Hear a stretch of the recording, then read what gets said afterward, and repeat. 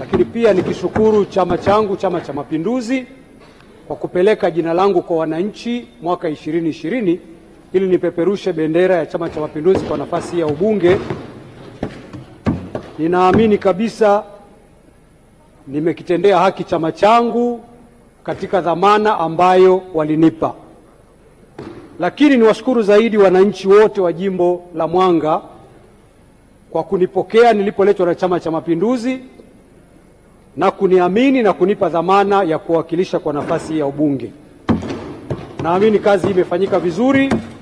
Kwa hiyo ni wataarifu tu kabisa kwamba tunaelekea mwisho wa kuchukua fomu, na mimi niko njiani na kwenda kuchukua fomu, na ninaamini kabisa kwa kazi ambayo Mungu ametuwezesha kufanya, basi watakuwa tena na imani ya kuweza kunirudisha. Sio mimi tu, Mheshimiwa Naibu Spika, hata wewe kule jimboni Ilala pamoja na waheshimiwa wabunge wote ambao tumekaa vizuri sana huko ndani. Lingine nimpongeze sana Mheshimiwa Rais kwa uongozi wake makini. Kwa kweli wananchi wa Mwanga wameona kazi ya Mheshimiwa Rais, Tanzania imeona na hata dunia imeona, na ndio maana hata Mheshimiwa Rais amepewa tuzo na awards nyingi sana katika kipindi hiki, kwa sababu dunia imeona kazi ambayo amewafanyia Watanzania na ameifanyia dunia.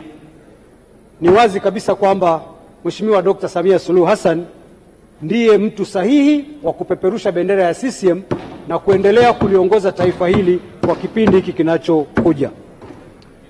Mheshimiwa Naibu Spika, nisiwe mchoyo wa fadhila, nimshukuru sana Mheshimiwa Spika pamoja na wewe na viongozi wetu wote wa bunge kwa jinsi ambavyo umetulea, hasa sisi wabunge wa awamu ya kwanza, mkatuongoza tukaweza kufanya kazi zetu kwa viwango hivi ambavyo tumefanya. Tunawashukuru, mmetujengea uwezo mkubwa sana wa kuweza kutupa confidence ya kurudi kwa wananchi kusema tupeni tena kipindi kingine. Mheshimiwa Spika, bajeti iliyopita ilitekelezwa vizuri sana. Tumeona kwenye taarifa kwa viwango vikubwa vya zaidi ya 90%.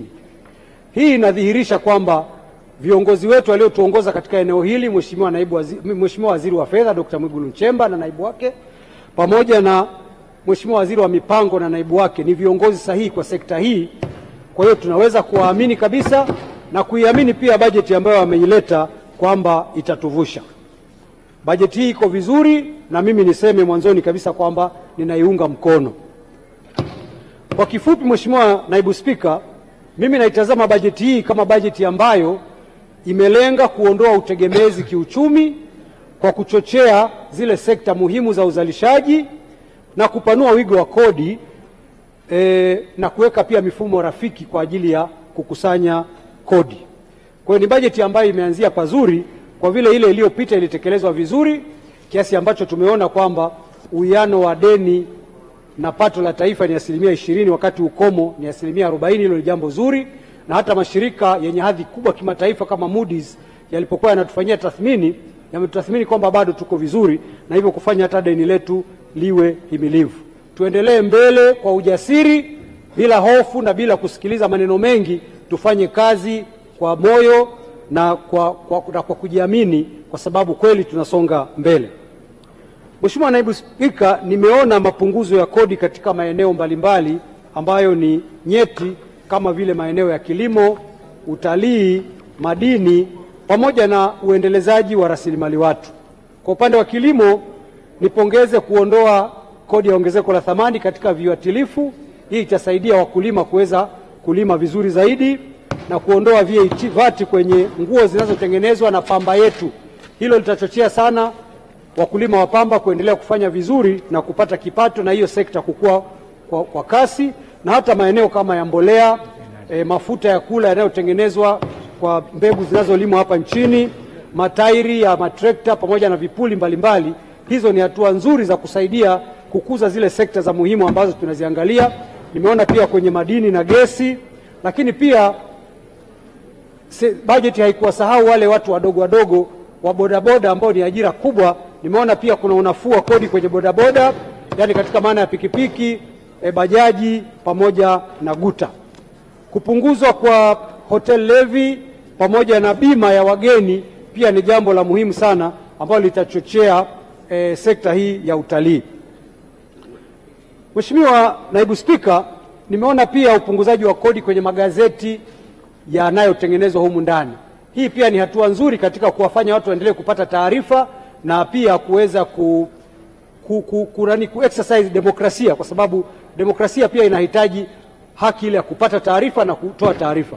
Ningependekeza kwa kusisitiza sana kwamba tasnia nzima ya habari pamoja na sanaa iweze kupatiwa nafuu mbalimbali, na pia urahisishwaji wa masharti yao ya usajili na kulinda kazi zao, kwa sababu sanaa na habari ni ajira kubwa, lakini pia ni kiungo muhimu sana katika kutimiza haki ya kidemokrasia ya kutoa na kupata taarifa, jambo ambalo ni muhimu katika uchumi pia wa nchi inayokuwa kama hii ya kwetu. Mheshimiwa Naibu Spika, nimefurahishwa pia na suala la kudhibiti uholela wa wageni kufanya kazi ambazo zinapaswa kufanywa na wenyeji. Kwa kweli ni aibu tunapoona wageni wanafanya kazi za screen printing, kuprint t-shirt kule Kariakoo, kuuza vitu barabarani. Hii kwa kweli imekuwa aibu. Nashukuru kwamba sasa tumeamua kwamba aibu hii tuachane nayo. Sisi wenyewe tukienda huko nje tunafuata masharti ya kufanya kazi, sio kwamba mtu aje hapa na ukiangalia vyeti vyake labda amekuja kama mhandisi lakini anauza tiles barabarani. Hii sio sawa sawa. Swala hili ni muhimu sana, serikali ikatae watu wa namna hii ili tuweze kusonga mbele. Lakini pia liko jambo moja ambalo ligusa rafiki yangu Mheshimiwa Biabato jana. Kuna hili sharti kwamba lazima mwekezaji akifungua kampuni kuwe na hisa fulani ambazo zinashikiliwa na wazao. Sasa pamekuwa na mtindo kwamba ikishaandikwa pale kwenye memorandum and articles, ukienda na kuonyesha hii hapa, utakuta labda ni mhudumu wake wa ndani au dereva wake au messenger pale ofisini amempa zile share. Inatakiwa kwa kweli twende hatua mbele zaidi, kwa sababu share zinazoandikwa kwenye memorandum and articles ile ni authorized share capital, yani mtaji ambao kampuni inaruhusiwa kufanya biashara. Tunataka twende chini zaidi, tuone issued share capital, kwamba ni share ngapi zimekuwa issued kwenye ile kampuni, na paid up share capital tuone yule mtu ana share certificate, amelipia kodi, na baadaye tumuone minutes akiingia kwenye vikao, akishiriki kwenye maamuzi na kupata dividend mwisho wa mwaka na kodi ilipwe, ndio tutakubali kweli huyu ni mwanahisa. Lakini hii habari ya kuchomeka watu tu pale sio sahihi. Mheshimiwa Spika, Mheshimiwa Naibu Spika, mimi sasa nikirudi tu jimboni kwangu Mwanga, kwa kweli mimi niseme wazi kwamba katika awamu hii ya 6 jimbo la Mwanga limetendewa haki. Miradi yote ile ya kimkakati ambayo ilikuwa kwenye ilani na ambayo tuliomba baada ya ilani imetekelezwa. Kuna iliyokamilika kabisa, lakini kuna iliyo kwenye hatua nzuri za utekelezaji. Kwa hiyo sisi kama Mwanga tunasema ilani imetekelezwa, serikali imetutendea haki, Mheshimiwa Rais ametufanyia haki. Kwa hiyo hatuna mashaka na tunachokisema kwamba yeye ndio mtu sahihi wa kuendeleza kupeperusha bendera ya CCM. Mheshimiwa Naibu Spika, nchi nzima inafahamu kwamba kulikuwa na mradi mkubwa sana wa maji wa Same Mwanga Korogwe. Mradi ule umekamilika sasa mwaka wa 19 huu toka umeanza, lakini Mheshimiwa Rais ameufungua, tunakunywa maji. Tumekamilisha master plan ya mji wa Mwanga ambayo ilikuwa na package ya miradi, hospitali ya wilaya, VETA, barabara ya kimkakati ambayo tumeita CD Msuya bypass, jengo la utawala la halmashauri pamoja na stendi. Hivyo kuna ambavyo vimekamilika na vingine viko kwenye hatua nzuri za kiutekelezaji.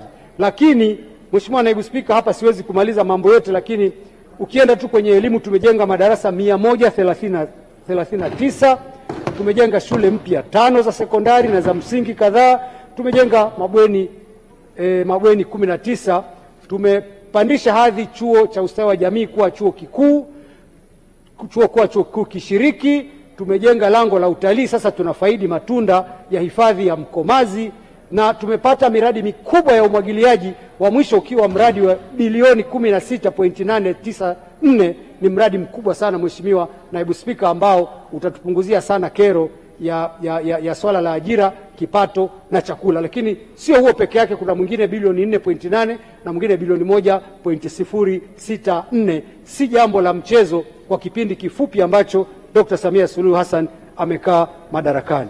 Mheshimiwa Naibu Spika, kwa hiyo kimsingi sisi mambo yako vizuri, lakini yako mambo tu matatu ambayo ni ya kukumbusha. Kwa sababu nasema ni ya kukumbusha kwa sababu yameshaanza utekelezaji na mengine Mheshimiwa Rais alishayatolea maelekezo. Kwa mfano, stendi ya kisasa katika mji wa Mwanga ilishafikia, bajeti ilishapita. na tumeshaandaa uwanja. Kwa hiyo ni swala tu, tunaomba fedha zile ambazo ziliahidiwa zije, pamoja na kituo cha afya cha kimkakati. Asante mheshimiwa. Na mwisho kabisa mradi wa kuondoa magugu maji Ziwa Jipe, ambazo pia bajeti ishatengwa. Tunaomba Wizara ya Fedha sasa, ile tuombe tena Mheshimiwa Rais, tunaambia Wizara ya Fedha tunaomba tukamilishe hiyo miradi. Nakushukuru sana Mheshimiwa Naibu Spika, naomba kuunga mkono hoja. Mheshimiwa Engineer Ezra, Mheshimiwa